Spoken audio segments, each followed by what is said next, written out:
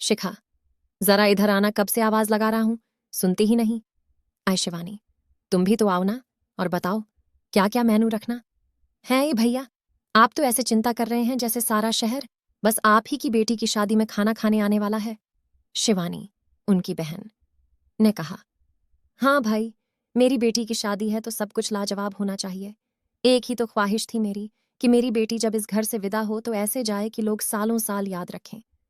पापा की बातें सुन शिखा कोने में खड़ी भावुक हो रही थीं कि तभी पुनीत आया और बोला, दीदी, आप यहाँ खड़े खड़े क्या सोच रही हो? अपने हिस्से के गोलगप्पे नहीं बताओगी? बस तीखी पानी पूरी से मुझे ही परेशान करना था तुम्हें? शिखा सुनकर मुस्कुरा उठी, लेकिन कहीं ना कहीं अंदर से वो ये जानती थी कि पापा ने इस दिन के लिए अपनी कितनी ख्वाहिशों का गला घोंटा था। उसने देखा था पापा को रोज रोज तिल तिल मरते हुए। शिखा वहां से अंदर जाती है और शादी की तैयारियों में लग जाती है। वो अपनी बुआ के बहुत करीब थी, क्योंकि वो छोटी सी थी जब एक दुर्घटना में उसकी माँ की मृत्यु हो गई थी।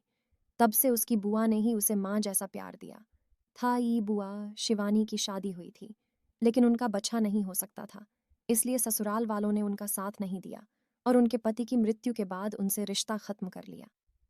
शिवानी ने शिखा और पुनीत पर अपने बच्चों जैसी ममता ही लुटाई।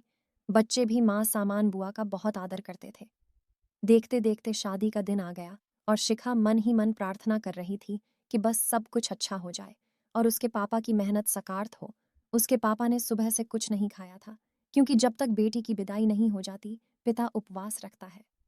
शिखा जब तैयार होकर पार्लर से आई तो उसकी सहेली ने कहा, कुछ खा ले, अभी बारात आने में टाइम है। तो शिखा ने कहा, मेरे पापा भी तो सुबह से भूखे हैं, मुझे कुछ नहीं खाना। शादी की रस्में शुरू हो गई।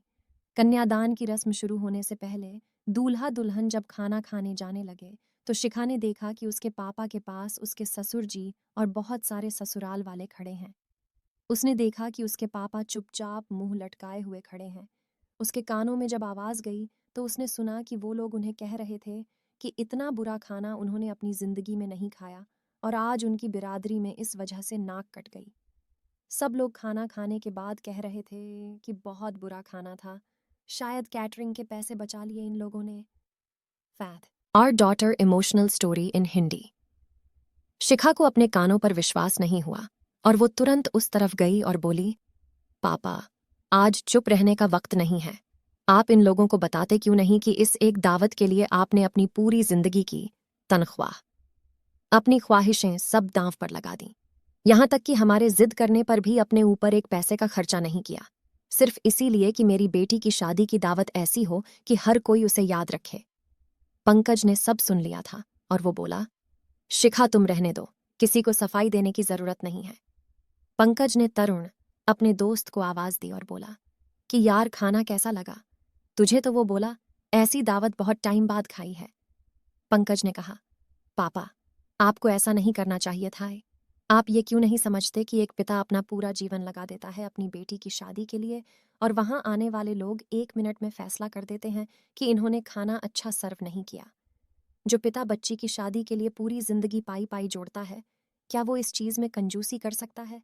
पहली बात तो खाने में कोई कमी नहीं थी, और दूसरा अगर कमी होती भी या कोई रिश्तेदार कुछ कहता भी है तो आपकी ये जिम्मेदारी बनती है कि आप उन हालातों को संभालें, क्योंकि ये अब आपके समधि हैं जिनसे आपका संबंध जुड़ा है।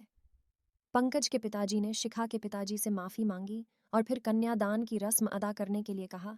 शिखा के पिताजी को एहसास हो गया कि पंकज जैसा दामाद पाकर वो धन्य हो गए और वो शिखा को कभी भी बेइज्जत नहीं होने देगा।